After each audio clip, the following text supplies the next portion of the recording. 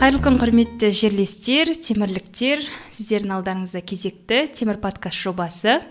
Бүгін бізде ерекше қонақ, енді жастар жылы және де жастардың жалынды уақыты демекші, яғни біздер бүгін ауданымызды, елімізді әлемге танытып жүрген ауданымыздың мақтанышы, жас спортшы Төлеуғалиев Дәулет Қанатұлы біздің подкастта қонақта. Қош келдің, Дәулет. Бүгінгі көңіл күйің қалай? Бар, жақсы. Сіздікі қалай? Жақсы, керемет. Енді бізде подкастта бүгін еркін, өте керемет формат болады деп ойлаймын. Себебі қазіргі тілмен айтқанда зумерлер, миллениалдар деп жатыр ғой енді. Мына сол поколенияның аттары да қиын болғасын, тіліміз келмей жатыр шыны керек. Енді бірақ бәріміз де сол зумерлерге кіріп жатыр ғой 2000-нан кейін. Енді сондықтан да бүгін енді зумерлердің бірге бастайтын бір ерекше форматтағы подкаст болады деп ойлаймын. Сені көргеніме өте қуаныштымын. Біздің жаңа зданияға келіп, таныс болып жатыр екенсің. Өзіңді енді қысқаша таныстырып өтсең, өзің туралы айтып өтсең. Так, мен енді боксшымын, қазіргі кезде профессиональный. Қазақстан чемпионатын 2 дүркін қола жүлдегері, әлем кубогының қола жүлдегері, және де көп халықаралық және де республикалық турнирлердің жеңімпазы, көп мемлекеттерді аралап шықтым мен. Тағы не айтайын, Венгрияда Борнамиса турнирінің жеңімпазы болдым, 18 мемлекет қатысқан. Сол пока что айтарым осы. Керемет. Енді осы уақытқа дейін енді боксшы болмастан бұрын бала кездегі Дәулет қандай болды? Біздің енді жерлесіміз деп жатырық қой енді. Қандай қызықтарыңыз болды, соны айтып өтсең? Қызықтардан негізінде күтті кезінде бала кезден футболға барғым келді. Футбол ойнағым келді, өзім андай томпақ бірақ андай. Қалада тумалардың арасында, достардың арасында футбол ойнап сондай қызығатын едім. Өзімде икем болған жоқ оған.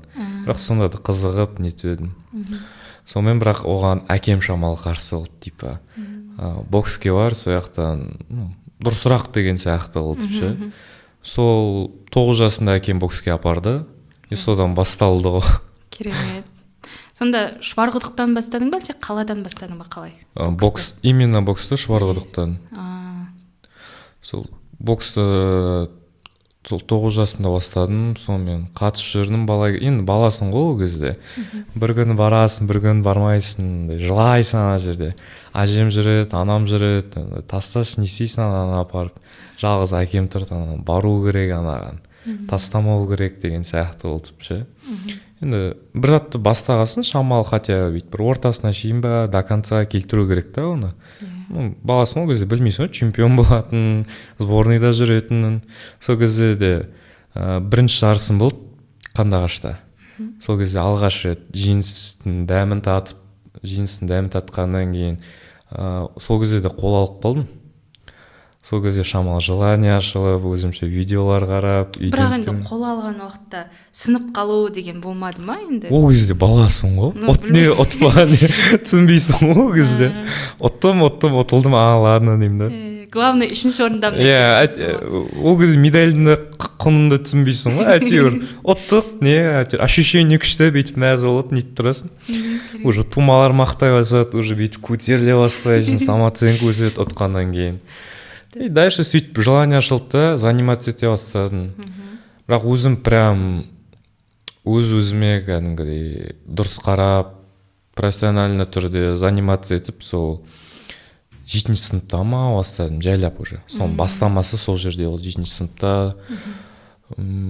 Содан бастадым да, дальше кетерім. Сол кезде арман еді негізі қазіргі жүрсім, осылай сборлардан қалмай жүрсем ғой, сборныймен шетелдерге шығып жүрсем ғой деген. Енді қазіргі уақытта армандарың орындалып жатыр, иә? Жайлап орындап жатыр, бірақ тек бастамасы деп ойлаймын. Әрине. Дальше больше. Дальше көреміз ғой. Дұрыс. Енді ең алғашқы жетелеп апарған әкем деп жатсың, иә? Енді ең алғашқы бапкерлерің, ұстаздарың туралы айтып өтсең, мүмкін көріп қалар біздің подкастты сол кезде олардың да мерейі өсіп қалсын енді. Ең алғашқы бапкерім енді барлықтарын танитын шығарсыңдар. Ізбасаров Нұраділ. Именно соның жас кезіне түсіп қалдық біз. Жанып тұрған кездерінде, сол кездерде қызық еді андай. Бәрімізді тәрбиелеп, сол адам қылған, аяққа тұрғызған сол кісі ғой. Барымызды дұрыс түсінікке үйреткен, дұрыс жүріске, өзімізді де бала кезден жүргенде самооценкамызды көтеріп, ше, андай басқа например балдар келатса, дейді, например футболисттер бір жерге баратқанда, тұрғындар, боксерлар келатыр деп қойып, көкірегімізді көтеріп кәдімгідей. Самооценкамызды көтеріп, қолдап, сөйтіп жүрген сол кісі ғой, бастамасын салып берген. Соған енді бізге сенім тартқан, сол бізге сенгеннен, үйдегі әке-шеше сенгеннен, өз-өзіне жұмыс жасап, тренировканы күшейтіп, өз-өзіне қарап, режим соблюдать етіп, сөйтіп, біреу шамалы жеңіске жетті, біреу жақсы жетістіктерге жетті деген сияқты. Сол. Керемет. Яғни ол кісі спорттан бөлек сендерді бір тұлғалық жолға, адами жолға салған секілді болды, шынымен де. Спорттың енді былай жетістіктен басқа адам тұрғысынан, тұлға тұрғысынан дамуға тағы да басқа бір ерекшеліктерін айтып өтсең. Сол мен өз ойым, например, жас бала боламын, күттай бала деген сияқты. Күттай бала либо тәрбиені андай, либо даладан алады, либо спорттан алған сияқты. Даладан дұрысат үйренбейді ол, по-любому ше. Бірақ именно спортқа барса ше, ол дәл сол затты безопасный тұрғыда көреді да. Дәл сол түсінікті, например, үлкендерді сыйлау деген сияқты. Оның алдынан, например, бізде де үлкендер болды, 2005, 2006 деген сияқтылар ше. Солар жайлап сыйлап үйретті ше. Сондай заттарды. Керемет. Әне кейбір жастар енді қазіргі уақытта былай айтсақ, көшенің өмірін, даладағы, яғни ата-анадан бөлек біз керемет қолымыздан іс келеді, немесе біреуді ұру бізге бір жетістік деген сияқты көреді. Бірақ енді ол сәтті сезінбей бірден спортқа кетіп қалдың, сен оның да бір ерекшелігі, өзіңе әсері қандай болды? Әсері енді көп қой былайша. Енді андай-мындай жерлерге шақырмайды, мен сол аланы қалауыма ше, сол бала кезде мен айналамда тек жақсы достар, андай бастары жақсы жасайтын ше. Енді біледі мен боксермын, здоровыймын деген сияқты. Мен қолымнан келеді адамды ұру, сразу бірнеше адаммен шығып тастау деген сияқты қолымнан келеді, бірақ андай мен отгородить етеді да сондай жерлерден. Сен барма ондай жерлерге, бармайсың. Бала кезден сондай достарым бар, қазір де достарым сондай. Соның үшін мен рахмет айтамын оларға. Шынымен де, яғни бұл әңгімеңнен бір ортада әсер еткен секілді, сенің бір осы спорттық мансабына, яғни солай қалыптасуыңа шынымен де. Бірақ кейбір сәттерде ренжіген кездерің болды, мысалы қиналып кеткен кезде, жеңіске жете алмай жатқан кезде, мүмкін әкем мені бұл жаққа жібермеу керек, мен мүмкін басқа мамандықтың, басқа спорттың адам шығармын деген болды ма ондай? Сол ситуация болды менде. Бір ретте 2007-2008 арасында чемпионат облыс болды. Сол кезге андай өз-өзіме сеніп қатты бар едім ғой, андай жеңімпаз боламын, Қазақстанға барамын деген. Сонымен аламда андай өнерімді дұрыс көрсете алмай қаламда 3-ші орын алып қаламын ана жерде. Андай ұзақ әңгіме болды сол кезде, Нұраділ ағаймен де талқылап, андай өз-өзімді ішімнен де сындырып жүрдім, типа не істеп жүрмін мен мынау, не жүріс, андай жеңімпаз болатын жерім ғой деп ше. Содан кейін әкемен де сөйлестім, ана бір кезде машинада кетіп барады, қалаға ма бір жерге жол жүріп барады, сол кезде типа айттым, андай тастайтын шығармын деген сияқты болып ше, андай білімді игерем деген сияқты. Мүмкін басқаны көрем. Может басқаны көрем деген сияқты. Енді маған әкем түсіндіріп жүрді ана жерде, что сені тек бастамасы ғой сенікі тек ше. Сен хотя көршиш, басын көршиш, сосын көресің деп. Именно сол әңгімеден кейін ровно 1,5 айдан кейін ба мен спорт шеберлігіне үміткердің нормативін орындаймын. И содан кейін маған келіп тұр ғой әкем, типа көрдің ба деп ше. Сен вот ана жерде тастап кеткенде не болар едің сен, хотя дым болмайтын, ана жерде құрғанда менде спорт шеберлігіне үміткермін да, анда атым бар шамалы. И вот сондай жерлерден қолдаған әсерінен кесірінен шамалы өсіп нетіп яғни өзгеріп Иә, өзіңді өзгеріп. қайтадан қалыптастырдың жаңадан. Керемет. Енді бұл жерде бір ата-ананың да ұстаздың да бір сенің ішкі тірегіңнің де мықты болуы шығар бәлкім ол жарыстан. Яғни ол кезде қанша жастайдың? сол 13-14 14 шығар. Иә, 14. Енді сәл-пәл өтпелі кезеңге де аяқ басып жатқан кездер ғой Иә, енді, андай. былай қарасақ. ол кезде әлі қызығасың ғой, құрдастар, например, қыздармен жүреді, андады жүреді, қыдырады, отырады. Сәл-пәл еркін өмір, иә? Иә, ал мен жүремін, андай тренировкаға бару керек, уақытында ұйықтау керек деген сияқтыларды бүйтіп қызығып, и уже ана моментте түсіп қалды басыма. Бүйтіп ойланып қалдым, не істеп жүрмін деген сияқты, может быть, тастап, андай жұртқа ұқсап жүрмеймін бе деген сияқты деген ойда келді. Бірақ енді ондай кездерде бір дамып жатқан уақыттарда да сондай ойлар келеді ғой енді. Жақсы бір дамуға шығып жатқан кезде шынымен де ондай ойлар әркімнің басына келеді. Ол түсінікті деп ойлаймын. Әрі өтпелі кезеңнің басы болғандықтан да сондай шығар, иә, шынымен де. Иә. Енді қазіргі уақытта жастар енді кейбір нәрсені бастайды, одан кейін оның ақырғы еңбектің нәтижесін немесе басқа нәрсені көрмей қалуы мүмкін. Сен үшін яғни еңбектің нәтижесі деген қалай? Осы сөздің. Еңбектің нәтижесі ма? Негізі андай ақталған кезде ең жақсы ощущение ғой, андай Құдайдан да тілейсің, ішінен де барлығы сеніп жатады. Сондай кезде үмітті ақтап, өзінің, әке-шешенің, достарын барын үмітін ақтаған кезде жеңістің тәттісі сол кезде ғой. Енді өзім де білемін қанша жерден тренировка жасағанды, сборларда қанша жүргенді, ана жерде деген қырғын тренировка ғой деген, өле жаздайсың ғой ана жерде. Иә, сол кезде еңбегін ақталған кезде, жеңіске жеткен кезде, сол кезде андай рахаттанасың ғой кәдімгідей. Яғни еңбектің нәтижесін сезіну бөлек, иә, шынымен де. Орысша айтқанша, ради таких моментов стоит жить дейді ғой. О, керемет. Сондай моменттер үшін. Қазіргі уақытта өзіңнің күн тәртібіңді айтып өтсең, жаңа сенің сөздеріңе қызығып қалдым, бір жастар бар ғой қазіргі кезде, біздің өзімізге де күн тәртібіне бағынбай кетеді күніміз. Сол туралы айтып өтсең, осы жасыңда қалай жұмыстармен айналысып жүрсің? Қазір мен оқушымын, мектепте оқимын. Таңғы 5:50-де тұрамын. 5:50-де тұрамын, киініп аламын, далаға шығамын, тек суымды ішіп аламын, далаға шығамын сразу киініп. 30 минут пробежка, резинкамен, көп емес, 15-20 минуттай, так, утренний. Содан кейін үйге келемін, душқа түсемін, завтрак ішіп аламын, киінемін, сабағыма барамын. Сол сабақ где-то 1-лерде бітеді. Бірден кейін үйге келемін, обедімді ішіп, 30 минут ұйықтаймын, а то 30 минуттан көп ұйықтау болмайды. Айтпесе андай, өз-өзіңді сондай сезінесің. Содан кейін мен тренировкам кешке 6-да басталады. Оған шейін мен ол уақытта данный момент қазір не өтіп жатырмын, вождениеға сертификат, вождение, соны кітап оқимын, гитара тартамын.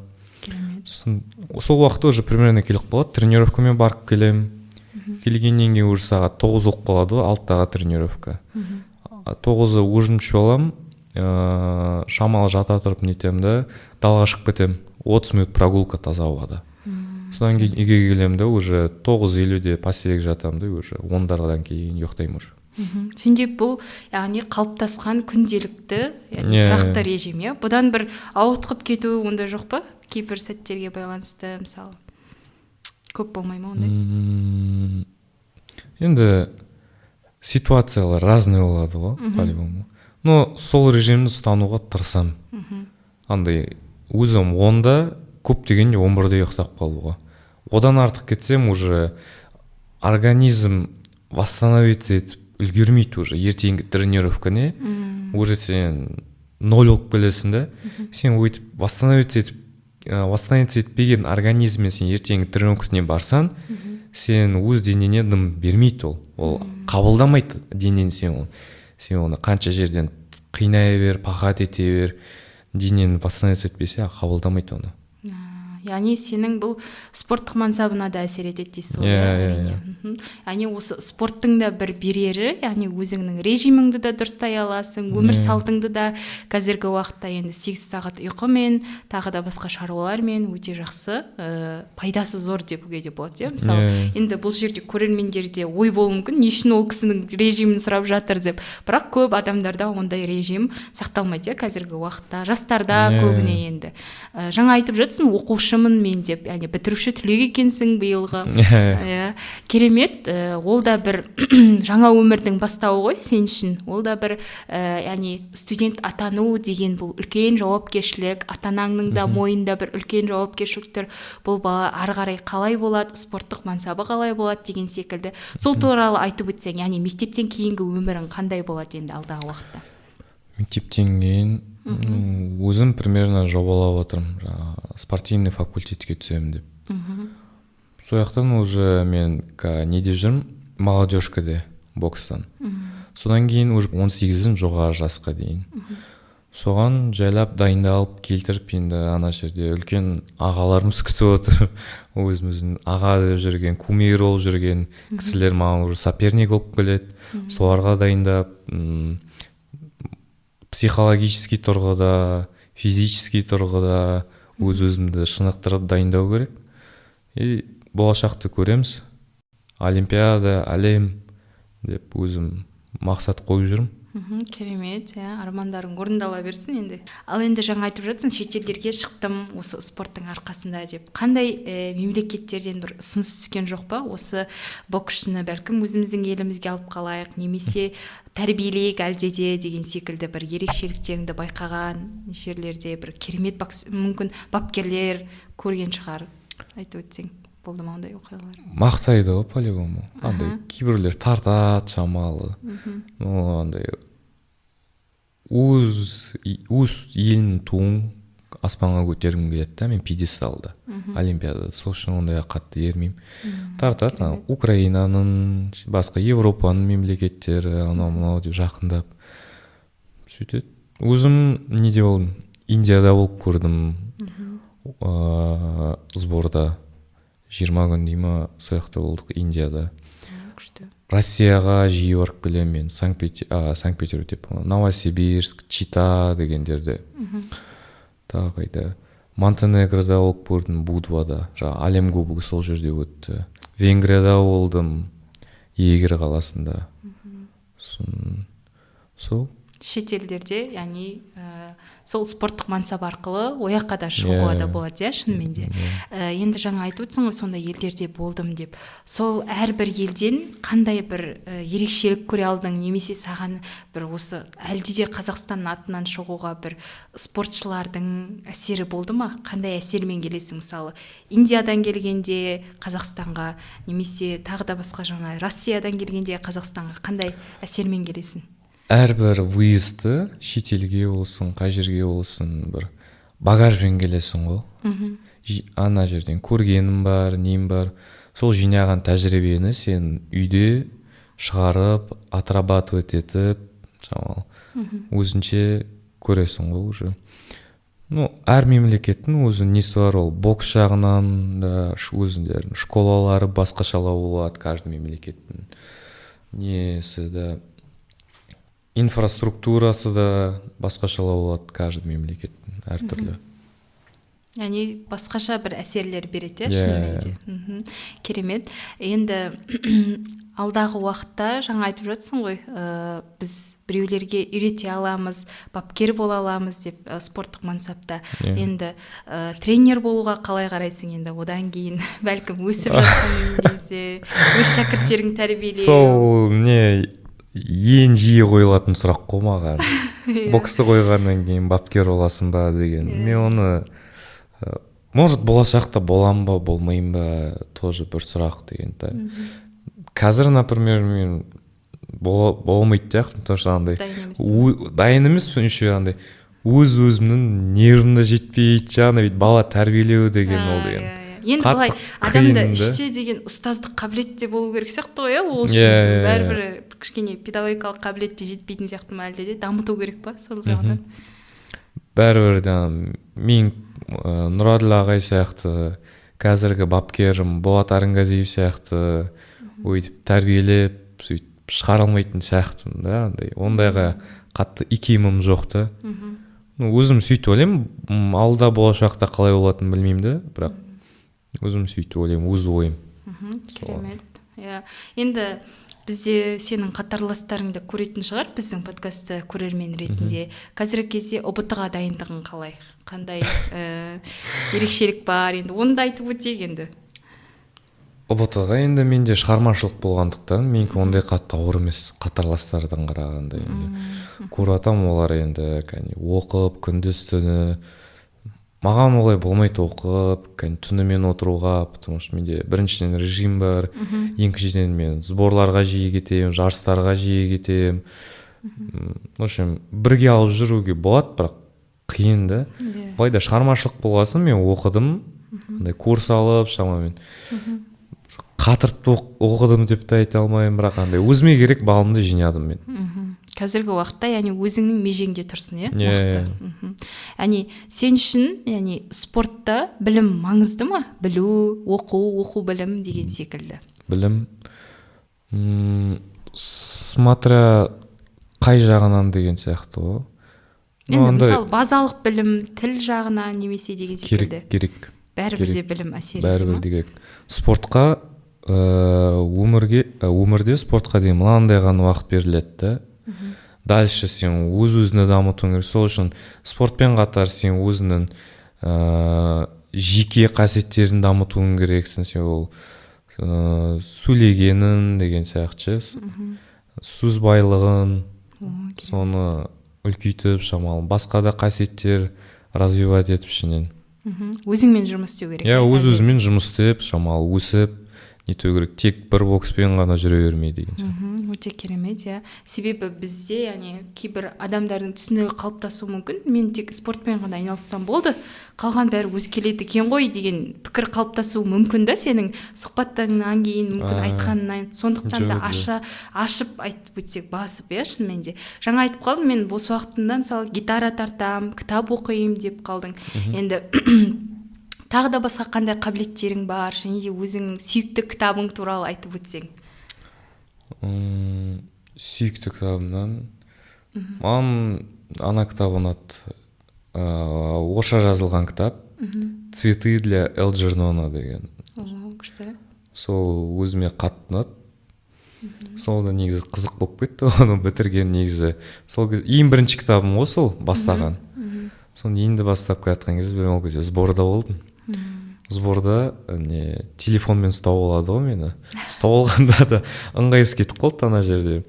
Бөлмеде отырған кезде қаста ағай бар, ол кезде мен кітап оқып отырдым былайынан. Свет сөндіріп тастадым, просто фонарик қосып қойып отырдым телефонмен. Сөйтіп кітап оқып жатқан кезде бөлмеге біреу түртеді ғой. Ладно дедім. Енді ағайды тұрғызбайсың, өзім тұрамын, кітабымды жаптым, телефонымды қолға алдым да, бүйтіп есікті ашсам, старший тренердің көмекшісі тұр екен. Типа отбой болды ғой, телефонмен не істеп тұрсың деді, телефонымды тартып алады ғой ана жерде. Сосын сбор бойы телефонсыз чисто кітап оқып сөйтіп өтіп кетті менде сбор. Психологический кітаптарда маған ұнаған «Атомные привычки» деген. Вот сонда оқыдым, сол жақсы, пайдасы жақсы ше кәдімгідей. Лайфхактары да андай өтеді кәдімгідей. Оны бір спорттық мансапта да қолдандың ба? Оны енді спорттық мансаптарда нелерде қолдандым. Аны просто андай для себя оққан. Енді бастама. Бастамасы деген сияқты. Күшті. Тағы да сол жаңағы хоббиларыңды айтып өтсең өзің. Сол хобби, гитараны да осы жақында бастадым. Ағылшын тіліне қызығамын мен өзім. Күшті. Бір қатты білем деп те айта алмаймын, но андай шетелге неге жарыстарға шыққанда әйтеуір көбісі андай маған келіп жалынады. Дәулет, ананы айтпейші, анаған түсіндірпейші, мынау қалай болады, мына сөз қалай болады деп мынандай шамаландай түсіндіре аламын да, түсіне аламын да маған біреу келіп неткен кезде. Базалық түрде дейсің. Базалық түрде жақсы ойлаймын. Керемет. Тағы қандай қызықтарды. Сол пока қатты қатты өнерлі емеспін пока что. Иә, енді ол жайлап дамытып жатырық қой. керемет. Яғни өзіңнің қабілеттеріңді әлде де басқа жақтан көруде ол жақсы ғой негізі. Тоқтап қалмау деген секілді, иә. Шынымен де енді бүгінгі біздің әңгімеміз арқылы, осы сұхбатымыз арқылы біраз жастар өзіне мотивация алды деп ойлаймын. Енді сенің әрбір айтып отқан өзіңнің алдағы уақыттағы істерің немесе қазіргі болып жатқан арманыңдағы әрекеттер, яғни бұл осындай 17 жасар жас баланың спорттық мансабы осы уақытқа дейін керемет болып, яғни оны ата-анасы да қолдады, сені шынымен де ұстаздарың да қолдады, өзіңнің ортаңа да байланысты деп жатсың. Енді қазіргі уақытта өз-өзін таба алмай жүрген жастар саған қарап шынымен де мотивация алатын сөзсіз. Менің өзімде жаңа сұхбат алмастан бұрын өзіңді зерттеп, қарап, таңғалғанмын. Шынымен де жап-жас жігіт қалай осындай жетістікке жетіп жатыр, оның қандай ішкі тірегі өте мықты, сабырлылығың, кәдімгі өзіңді ұстауың өте қатты ұнады. Біздің осындай керемет еліміздің көк туын әлемдік аренада желбірететін жастарымыз көп болсын, саған жетістігің көп бола берсін деп тілеймін. Әлемдік аренада, осы біздің марқұм Бекзат Саттарханов туралы секілді, Ермахан Ибрагимов секілді осындай сен де жетістіктерге жете бер. Бізде Қазақстанда қазіргі кезде бокс жағынан өте керемет дамып жатыр ғой. Олимпиададан, мысалы, Ташкенттен қаншама орындар алды. Шынымен де сен де осындай әлемдік ареналарда өнер көрсетіп, өзіңнің еліңді әлемге таныта бер, және де өзіңнің еліңе еңбегің сіңсін. Әрине, жаңа өзің айтып отырсың ғой, мені қаншама жерден мақтаса да, мен өзімнің елімде қалам деген осы пікірің маған қатты ұнады. Сондықтан да бүгінгі шығарылым сіздерге қызықты болды деп ойлаймын. Құрметті көрермендер, бізбен бірге болған жас спортшы, боксер Дәулет, көргендеріңізге көп-көп рахмет. Келесі кездескенше қош сау болыңыздар.